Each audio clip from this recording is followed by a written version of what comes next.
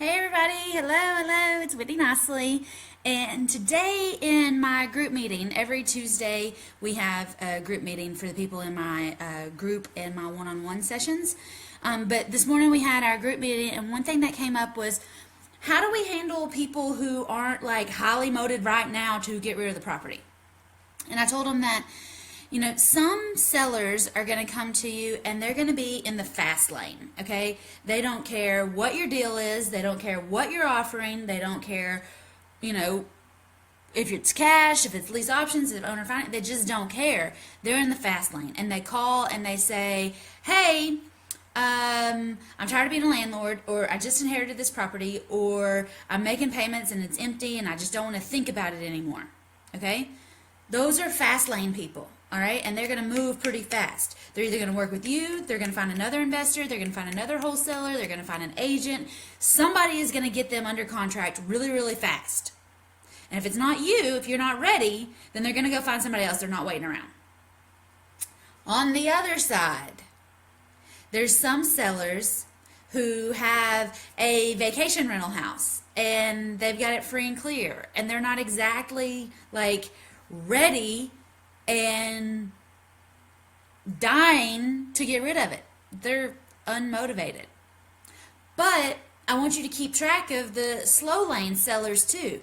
So when you talk to them, I want you to say, hey, I'm in the area, I'm buying houses, I like this area, I'm a local person, I'm trying to build up a portfolio of houses. Make it really conversational. Become a friend with these people.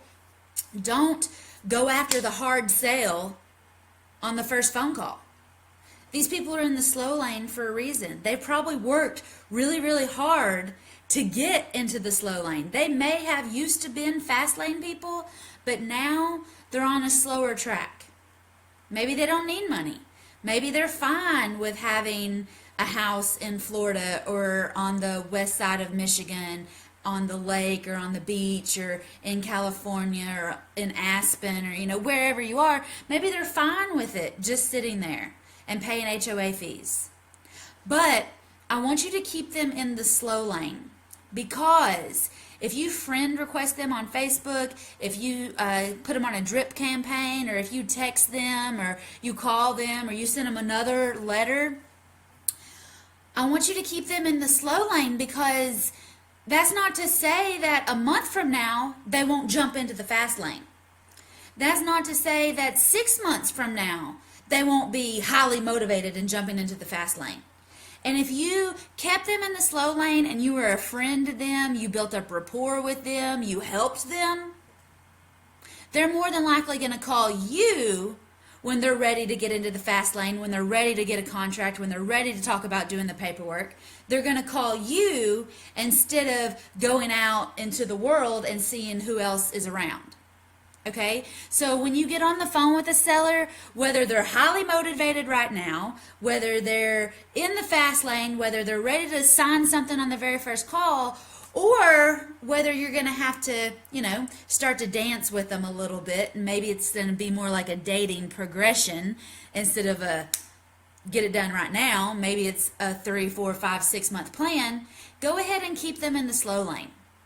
Keep them on your call back in a month plan. Keep them on, they said they'd be here in October and November, so call them in September, set up a lunch appointment. Okay? Because sellers like dealing with people. People like people. People like people that are going to help them, and they can tell they want to help them. So if you start to get to where you're helping people on a regular basis, and honest to goodness in your heart, that's what you want to do, is help people out of situations, you're going to start having a ton more leads. And I also want you to start thinking about the leads that you've had, and that, gosh, that wholesale offer you made them, it just didn't fit them, but there's an opportunity here. There's somebody here that wants to get rid of something, and how can we make this into a deal? Maybe they're slow lane people, but then one day they end up in the fast lane. You want to make sure that you are the person they think about in the back of their head because you've been entertaining them, you've been training them, you've been keeping up with them, you've done all the things that you said you were going to do, and they only think of you when they're ready to sell their house. That's the goal, guys. That's what you need to do. That's how you are going to become the number one go-to person in this market or in your market to buy houses, to help sellers out of their problems. If you have any questions, let me know. We actually talked for like an hour and a half today on the group call, so I've got a lot to say about this, and I like to take plenty of time on the group calls because that's the time that I get to check in with the group to say what's going on, what has you stumped, what can I help you with to get on to the next stage. Okay? Don't stay stuck. Send me a message, put it up in a private group. Tell me what's going on so I can help you get further down the line, get you to closing, get you to buying houses, get you to a $10,000 a month kind of situation or a $20,000 a month situation. Whatever it is you want to do, we can do it. So let me know where you're stuck. Send me a message and we'll talk soon. Bye, y'all.